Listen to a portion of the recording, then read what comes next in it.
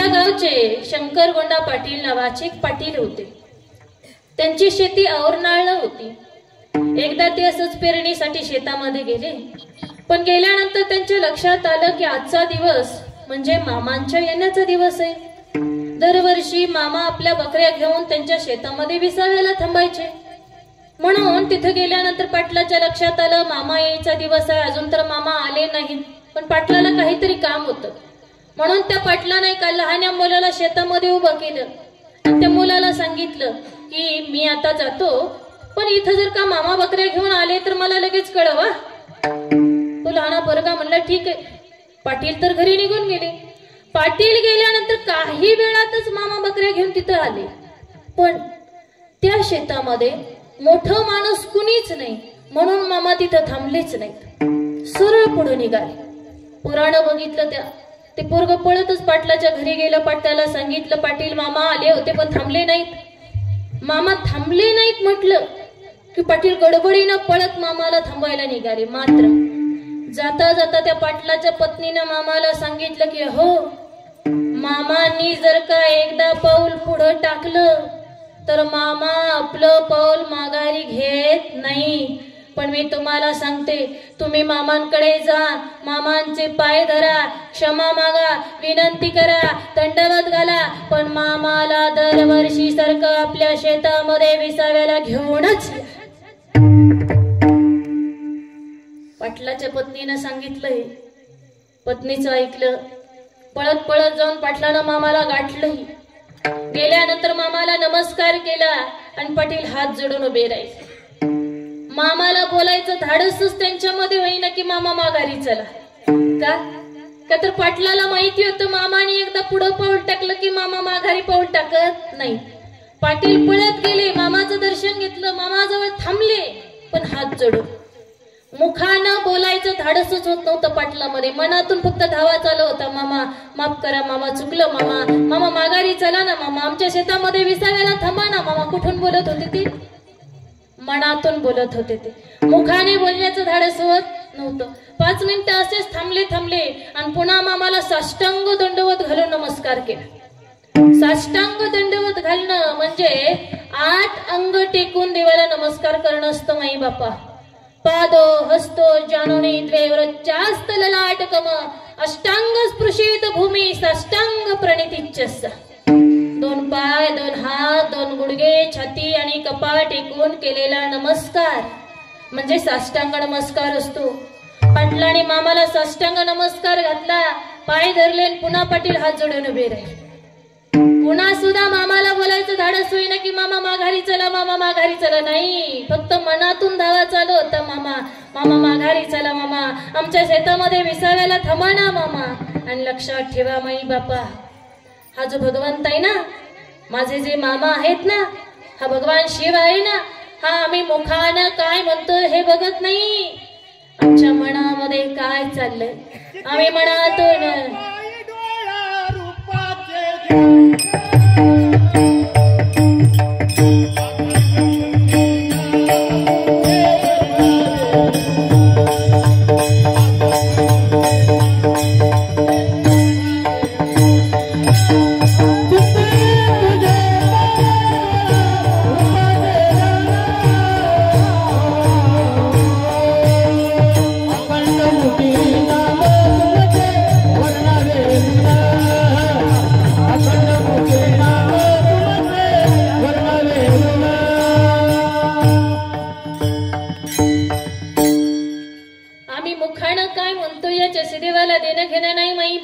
आमच्या मनामध्ये काय आहे, मनातून काय बोलतो याच्याशी देवाला देणे घेणे. अंतरीची घेतो गोडी पाहे जोडी भावाची. आमच्या मनामध्ये भाव किती शुद्ध किती प्रेम हे भगवंत बघत असतो. पाटलाला मुखाने बोलायचं धाडस झालं नाही, पण पाटलाच्या मनात धावा चालू होता, मामा चला, मामा चला, मामा माघारी चला, आमच्या शेतामध्ये विसाव्याला थांबा. त्यांच्या मनातला तो शुद्ध भाव मामानी जाणला माई बापा.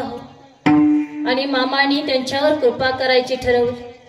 कधीही माघारी पाऊल न टाकणारे मामा पाटलाच्या मनातला भाव जाणतात आणि आपली पावलं माघारी फिरवतात. पाटलाच्या शेतामध्ये जाऊन विसाव्याला थांबतात. ज्या क्षणी मामा त्यांच्या शेतामध्ये जाऊन विसाव्याला थांबतात ना त्या क्षणी जोरदार पाऊस चालू होतो. एवढा जोराचा पाऊस होतो की ओढे नद्या नाले सगळे तुडुंब भरून वाहू लागतात. आता मामांचा तळ तर शेतामध्ये बसलाय, सगळ्यांना स्वयंपाक पाहिजे, जेवण पाहिजे, पाऊस तर चालू. पाटलाला शेतातून घरी जायलाच येत नव्हतं पावसामुळं. आता सगळ्याला जेवायला तर घालायचंय, स्वयंपाक आणायला तर जाता येत नाही, करायचं काय.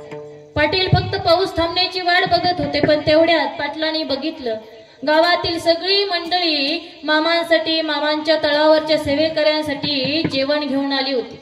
त्याने दोन दुरड्या पोळ्या, भात, आमटी, कन्या, आंबील सगळं काही आणलं होतं. आणल्यानंतर सगळ्याला वाढलं. तळावरची सगळी मंडळी पोट भरून जेवली. एक तर अंधार होता, वातावरणामध्ये पावसामुळे गारठा होता. सगळी माणसं दिवसभर चालू दमलेली होती.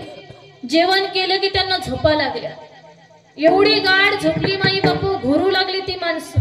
मात्र मामा आणि हे पाटील मामाच्या तंबूमध्ये बोलत बसले होते. पाटील आणि मामा बोलत असताना मामाने बोलता बोलता सहज शेजारचे 2 खडे उचलले. आता माणूस बसल्या बसल्या काही करतो ना, हात शांत बसतो का, इकडे लाव तिकडे लाव, हे उचल ते उचल चालू असतं की नाही. गर्दीत तसं करता येत नाही, पण मामाने केलं.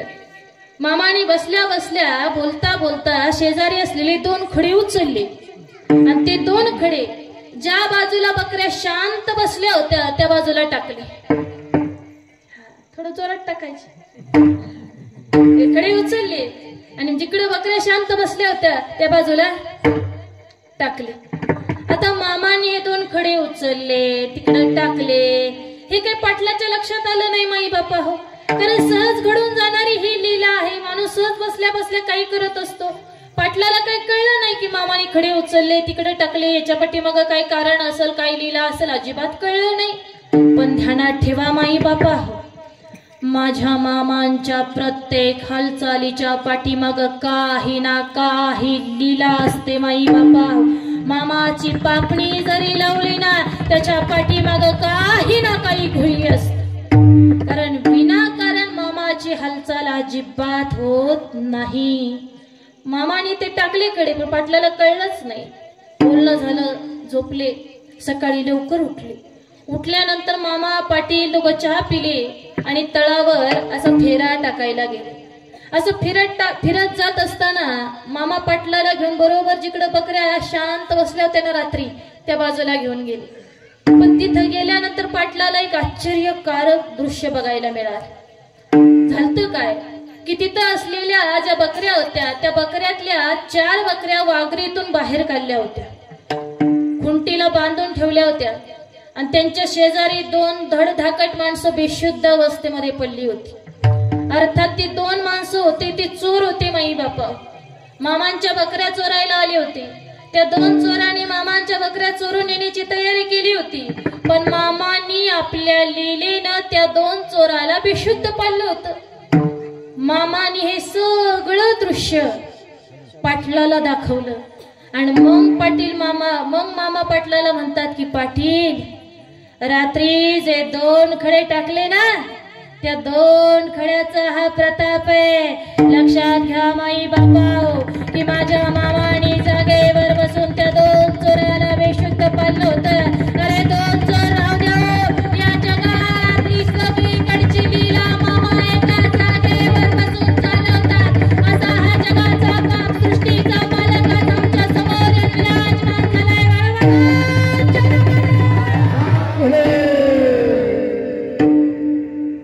आपल्याला वाटतं इथं बसलेत, पण अख्ख्या सृष्टीमध्ये काय चाललंय ते सगळं त्यांना माहिती असतं माई बापा.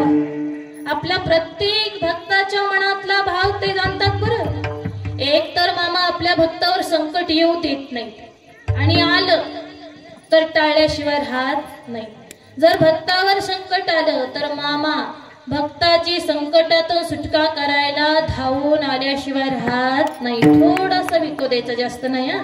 संकटात बाळ मामा येत धावणी, संकटात बाळ मामा येत धावणी, हाती काठी डोई बेटा घोकडी घेऊन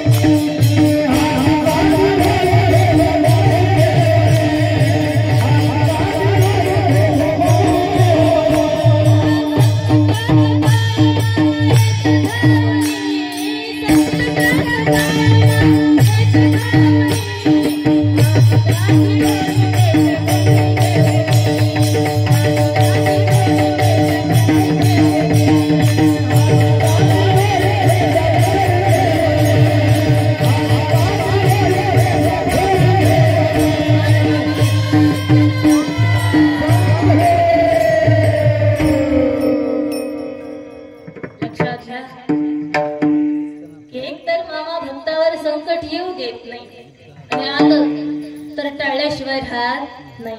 ऐका ना माई बापा, थोडंसं क्लिअर करा की मामांना 2 भाऊ आणि 2 बहिणी होत्या.